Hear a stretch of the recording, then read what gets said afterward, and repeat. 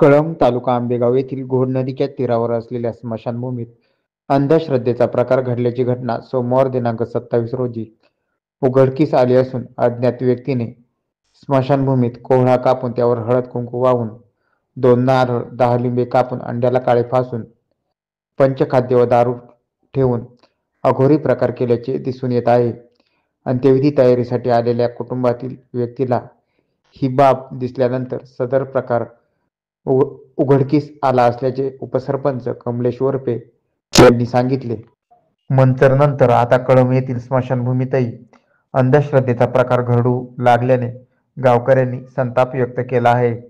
अंधश्रद्धेला खतपाणी घालण्याचा प्रकार घडल्यामुळे स्मशानभूमीत ग्रामपंचायतच्या माध्यमातून सीसीटीव्ही यंत्रणा सुरू करावी अशी मागणी होत असून अंधश्रद्धा निर्मूलन कायदा पारित झाला असून सुद्धा असे प्रकार वारंवार घडत असल्याने गावातील तरुणांनी ग्रामसुरक्षा यंत्रणेच्या माध्यमातून कार्यरत राहून अशा समाजकंटकांना धडा शिकवणे गरजेचे आहे, असे मत सरपंच उषा कानडे यांनी व्यक्त केले.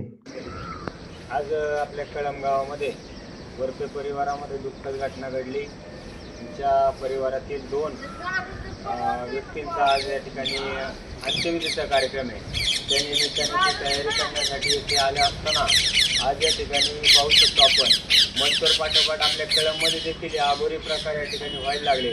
कोळे कापून त्याच्यावरती लाल कुंकू टाकून हळद नारळ लिंबू कापलेले अंडी म्हणजे ह्या गोष्टी कळंबमध्ये देखील व्हायला लागले. सर्वप्रथम मी याचा निषेध करतो.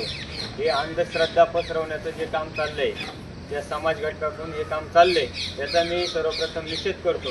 आणि जो कोणी ह्या गोष्टी करताना दिसेल त्याच्यावरती कडक कारवाई करू आणि तसं आम्ही पोलीस प्रशासनाला देखील कळवू.